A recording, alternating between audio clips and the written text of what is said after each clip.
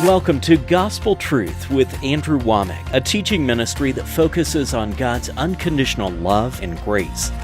We have a better covenant upon better promises, and we have a better relationship with God. We were at such a desperate place that Andrew, it was like life. It was just life that was coming from the television. And every area in our life has been turned right side up.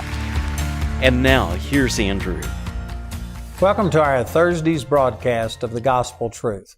Today I'm just about to the end of my series on The War is Over. That's what this book is. That's what all of these teachings are, CDs, DVDs, English, Spanish.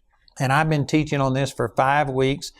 Tomorrow will be my last day to teach on this. And so I would like to encourage you to please go to the effort of getting this teaching. I really believe it'd change your life. This is one of the most important things that God has ever shown me, and I just know it would change your life. You can go to our website, and you can actually get this material free of charge if you want it that way. It's all there. You can download it. I'm not doing this trying to make money. I'm doing this trying to get the gospel out to you. And I really believe that this is a life-changing teaching. Tomorrow will be my last day to make this offer over our television, so please go to the effort of doing something about it today. Yesterday I was teaching from 1 John chapter 2, and I used verses 3 through 6 talking about let me just go back and read some of this. Verse 3 says, "And hereby we do know that we know Him if we keep His commandments." I was describing a condition I call spiritual dyslexia. Dyslexia is where you see things backwards, and there is a spiritual dyslexia. Religion is what causes it. Close contact with religion. It's a communicable disease, and it causes you to see things backwards. This isn't saying that if you will keep the commandments, you'll know God, but it's saying that knowing God will cause you to keep the commandments. John was writing this to people who were claiming to have a relationship with God, but there was no evidence of it in their life. As a matter of fact, they were living in sin, they were living in ungodliness of all kinds, and yet they were proclaiming that they had a superior knowledge of God. And he says, no, a person who truly knows God, it will be reflected in your actions. Not perfectly, because we don't have a glorified body and a glorified soul yet. And so there is room for making mistakes. But a person who just says, oh, I'm tight with the Lord, everything's good between me and God, and yet you are promoting ungodliness, you are rejoicing in it, you're glorying in it. There is no conviction in your heart when you go out and hurt people and do things that destroy them. The Bible says right here, the next verse says, "He that saith, I know Him, and keepeth not His commandments is a liar, and the truth is not in him." You can say what you want to, but I can guarantee you, your actions speak so loud that I can't hear what you say. That's quite a statement. And then he says this in verse 7. He says, "Brethren, I write no new commandment unto you, but an old commandment which ye had from the beginning. The old commandment is the word which ye have heard from the beginning." And then in verse 8 he says, "Again, a new commandment I write unto you, which thing is true in Him and in you, because the darkness is past and the true light now shineth." So which is it? He says in verse 7 that he's not writing a new commandment, and then in verse 8 he says, I'm writing a new commandment. Which is it? Is it new or isn't it new? I think that this is the way we would say, this is the same thing, but it's different. It's the same truth, but it's different. And what he's saying, he's just been talked about that, you know what, under the grace of God, it is not our performance that we relate to God on. It's only our faith in Jesus. Under the old covenant, you had to do right in order to get right. But under the new covenant, it's not based on your performance. You get it because of your faith in Jesus. But does that mean that you don't keep the Old Testament law? Does that mean that you now just throw out the fact that, you shouldn't kill? You ought to honor your parents? You ought to do these things? Should we now just throw those things out because we aren't under the law? No, it's a new commandment, but it's not new. It's the same point. It's just that now I live holy as a fruit, as a byproduct of a relationship with God, not the way to get relationship with God. Man, I pray that you got that. In other words, we still act right. Did you know that there was nothing wrong with the law? The law was perfect. The law gave us a perfect standard of what we were supposed to be like. Not so that we could do all of the things contained in it, because you just can't do it. Did you know that some of the Old Testament law is about if you have a mole on your body, you're defiled? I think that's around Leviticus chapter 20 when it's giving the qualifications of the priest. The priest couldn't have a mole on their body. They couldn't have a flat nose. They couldn't have bad posture. They couldn't be left-handed. Did you know all of those things were parts of the law? Why did God say those things? Because the priest was supposed to represent Jesus, perfection. And it was giving us a standard of what perfection was. Under the new covenant, it says in Peter that we are now all kings and priests to the Lord. If you were to think that we are still living under the Old Testament law, then that would mean that if you have a mole on your body, if you have a flat nose, a crooked back, and things like this, you couldn't be saved. Why did God give those laws? Because, for one thing, it was a picture of Jesus and He was perfection, but it wasn't so that you could go burn the moles off of your body, get plastic surgery, and fix your nose.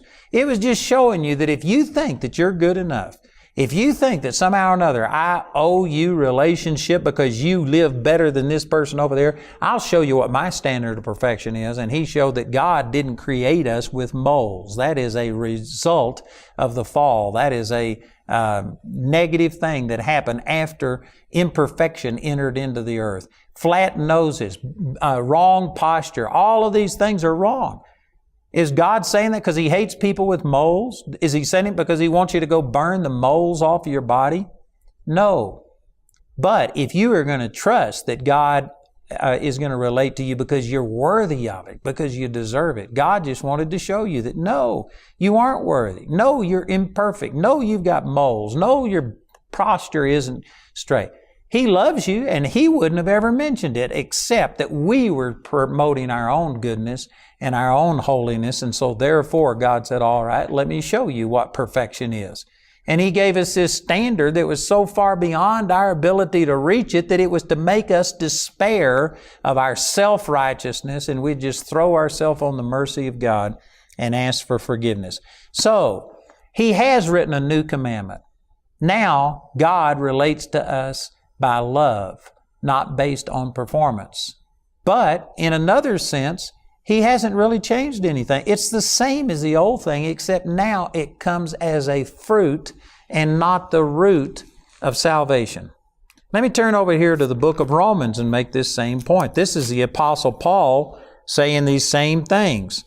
So in Romans chapter 6 and in verse 20, it says, when you were the servants of sin, you were free from righteousness.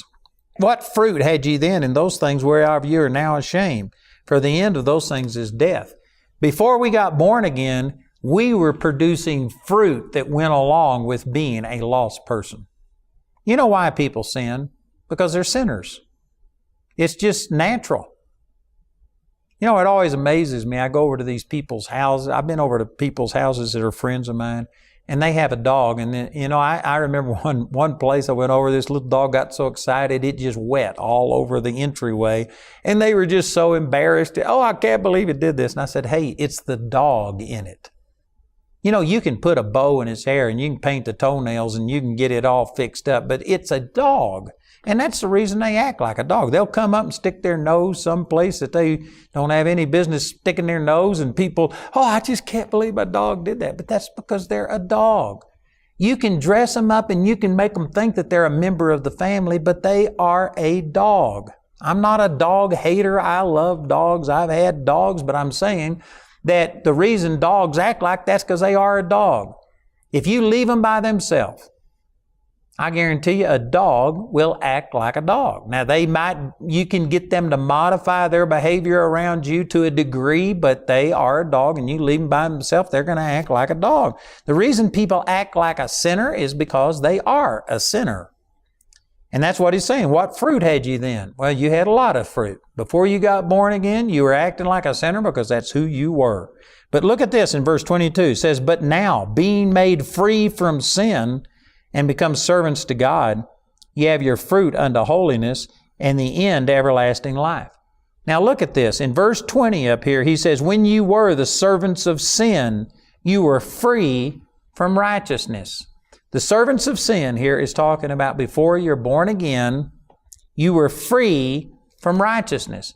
Did this mean that a person who's not born again can't do anything that's good? You can't do anything that's righteous? No, that's not what this is saying. There are some people that don't know the Lord, and yet they're nice people. They treat other people nicely. They help people across the street. They do things. This is not saying that a person that doesn't know the Lord can't do anything good. But what it is saying is that that goodness that a lost man does doesn't change his nature. He is by nature a sinner, and your goodness can't make you good. But then in the 22nd verse, look at this. If you accept that point, then in the 22nd verse, the exact same terms are used, but now they're reversed. In verse 22, it says, but now being made free from sin, and you become servants to God, you have your fruit unto holiness, and the end to everlasting life. So look at this. Now it says you are servants to God. If in verse 20, servants to sin meant before you're born again, now in verse 22, servants to God is talking about after you are born again. And in the same way that in verse 20, before you were born again, you could do good things, but those good things wouldn't change your sinful nature. Now it's saying in verse 22 that if you are born again, you are made free from sin. That doesn't mean that a born again person can't sin. All of us know by experience that that's wrong. We get mad, we lust, we do some things and stuff. A born again person can sin, but what this is saying is that sin that you commit as a Christian doesn't change your righteous nature so that it becomes unholy any more than the good you committed before you were born again could change your sinful nature and make you holy. It's like a coin. A coin has two sides to it. If you're going to accept one side, if you're going to accept that your goodness can't change your sinful nature, then you have to flip that thing over and accept the opposite truth, and that is that your sin can't change your righteous nature once you've been born again. And notice it says here in the 22nd verse that you have your fruit unto holiness and the end to everlasting life. Holiness is a fruit and not a root of salvation. Man, that is huge. And this is exactly what 1 John is talking about. All of those verses that I've been dealing with for the last few days. It's just saying that when you truly are born again, there will be fruit that comes. You know, just like if you plant a plant, not every seed is going to produce like if you plant a tomato seed. Not every tomato seed is going to produce the exact same size, the exact same thing, but they will all be tomatoes. The fruit will be tomatoes. And likewise, if you've got the seed of God planted on the inside of you, there is a growth process in the Lord. Not everybody is going to be as fruitful as somebody else. The parable that Jesus gave in Mark chapter 4 showed that there were some 30, some 60, and some 100-fold return. And so there is a growth process, and we aren't all identical, but if you are truly born again, you should be producing the fruit of holiness that comes out of that. And there's a lot of people that or just sit there and they'll say, oh yeah, I'm born again and I have a relationship with God, and yet there is zero fruit of it. You know, I had a man come to me one time and he claimed to be a Christian. And anyway, I won't go into all the details, but he actually sang in gospel quartets. He was a leader in the Christian realm, but he was acting very, very ungodly. And I had talked to him about it. And anyway, he came around the corner one time, saw me. He started to walk away, but then he stopped and he came up and he said, Wommack, you don't think I'm saved, do you? And I said, you know, I don't know if you're saved. I said, that's between you and God. I can't evaluate whether you're saved. But I said, if I was a fruit inspector, there's not enough fruit in your life of being saved to convict you. If you were arrested for being a Christian, there wouldn't be enough evidence to convict you. And God used that to show this man that he didn't really have a right relationship with God, and he got born again and later on went on to be a pastor of a church. But I'm saying there's a lot of people that just think that they're Christian because of whatever. I've actually witnessed to people before and say, "Are you a Christian?" And they say, "Well, of course I am." And I say, why? What makes you think you're a Christian? And I've had them pull coins out of their pocket before and say, right here, it says, "In God we trust."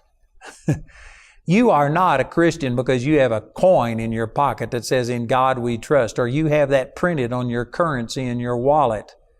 You are not a Christian because you are a non-Buddhist, a non-Muslim, a non-Hare Krishna, Hare Ram, or something like that, and by default you're a Christian.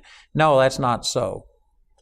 The only way you become a Christian is to deliberately, on purpose, put your faith in what Jesus has done, and you believe that God now loves you and accepts you and moves in your life because of your faith in Jesus and not faith in yourself. And there's people watching this program right now that you don't believe that. You have just assumed that you're a Christian. Your parents were a Christian. Did you know God doesn't have any grandkids? That means every person has to have their own personal relationship with God. It doesn't matter what your parents or your grandparents were like or what your friend is like. Do you know the Lord? Do you know Him personally? If you do, it will change your behavior. Now again, there's a growth process. It doesn't mean that just tomorrow you're going to be a perfect person and you're going to be overcoming all of your things. But the moment you get born again, you change on the inside.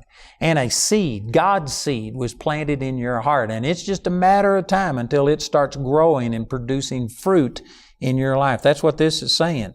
That being now made free from sin and you become a servant to God, you have your fruit unto holiness and the end, everlasting life. You will start seeing holiness reproduced in you. The things that you used to do where you were living in sin and enjoying living in sin, it will change. Your heart will change. And you will start producing fruit of holiness in your life. You know, I just know in my heart right now that there are people listening to me that you have just kind of accepted that you're a Christian, but you haven't truly made a commitment of your life to the Lord. Do you think, well, I go to church. Isn't that enough? No, that's not enough. Did you know sitting in a church won't make you a Christian any more than sitting in a garage would make you a car? If you're a car, you ought to get in a garage for your own protection. If you're a Christian, you ought to go to church. But going to church doesn't make you a Christian. Just accepting a certain standard of belief systems doesn't make you a Christian. It's all about a personal relationship with Jesus. Jesus paid for your sins, and He wants to change you at the heart level. That's what He said, that you must be born again. You were born into this physical world. You have to be born into a relationship with God. It's not just acknowledging God. The Bible says in James chapter 2 and verse 19, you believe that there's one God? You do well. The devils also believe and tremble. But won't you know, O vain man, that faith without works is dead? That is a really sarcastic statement. It's just basically saying, you believe that there's a God? Well, you hadn't done anything the devil hasn't done. The devil believes, and he even trembles at the name of God. It's not a matter of just acknowledging that He exists. It's a matter of committing your life to Him, submitting your life to Him, turning your life over. It says in Romans chapter 10, verse 9, if you will confess with your mouth the Lord Jesus and believe in your heart that God raised Him from the dead, you shall be saved. You have to make Jesus your Lord. That doesn't mean that you're promising that I'll never make another mistake, I'll never sin again, because you can't fulfill that. But you do have to be willing to give control of your life to Him. Now, He's gracious, and when we mess up, He's kind and gracious to us, and there's love and mercy from God. But a person who has never made Jesus their Lord, has never wanted Him to dominate and control them. They are just going to use Him as a fire insurance policy so that I won't go to hell, but I'll go to heaven. But while I'm here, I'm going to live like the devil. I'm going to enjoy whatever I want. Well, I doubt seriously that you've ever been born again. When you get born again, there's a change that's taken place, and that's what this is talking about. You are now made free from sin, and you have your fruit unto holiness. There is a change that takes place in your life. Christianity is a relationship with the Lord, not just a set of do's and don'ts, not just a dogma. Did you know that there's religions in this world? The Muslims, they have all of these doctrines. They pray 5 times a day. They go through all of these things, but they don't have a relationship. You know, I've had Mormons, I've had Jehovah's Witnesses and people like that come by my house, and they have doctrines and they can argue things with you. But you know what I do? Every time I turn it around to a relationship. And I start saying, man, I know that God is real because He's alive. He speaks to me, and I start telling them the things that He's done in my life, how He's touched me. And without exception, you can shut those people down because they don't have a relationship. They got a doctrine. They got a dogma, but they don't have a relationship. True Christianity is all about relationship with God, not just rules. It's a person. Salvation is a person. It's Jesus coming and living on the inside of you. And when that happens, He changes you. And there is fruit that happens. Again, we are in the process of growing, and it's not like automatic, instantaneous fruit, but there is a process that begins. And I know that there's people watching right now. I'm kind of off of where I was, and I believe that the Lord has led me over here to talk to some people that you profess yourself to be a Christian, but there is no real change in your heart. You haven't been born again. You aren't changed on your core level. You are trying to change your behavior. You're into behavior modification, and you're trying to adapt your performance to a certain set of rules. But that's not the way that true Christianity is. True Christianity isn't just changing your behavior out here, it's changing your heart. And once your heart changes, then your behavior changes as the byproduct of relationship with God, not the way to get relationship with God. There's a huge difference between those things. And I know that there's people watching this program right now that you know that there's a God. You believe that Jesus is the Son of God, but you've lived your life independent of Him. And God is speaking to you through me and telling you that you can have this relationship. It's just like that verse says, Romans 10:9. All you have to do is confess with your mouth that Jesus is your Lord. Mean it in your heart. It's not just magic. You don't just say the words, you mean it. The next verse says, for with the heart man believes, and with the mouth confession is made. You got to say it with your mouth, but mean it from your heart. And if you will do that and believe that Jesus rose from the dead, then you shall be saved. God will come on the inside of you, and you'll be a changed person. Heeft deze uitzending je aangesproken? En verlang je naar meer? Het levensveranderende onderwijs van Andrew Wommack is ook beschikbaar via onze website. Je vindt hier veel naar het Nederlands vertaalde boeken, dvd's en meer.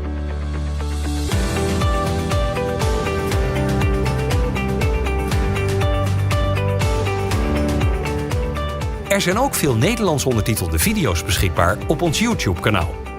Kijk op andrewwommack.nl.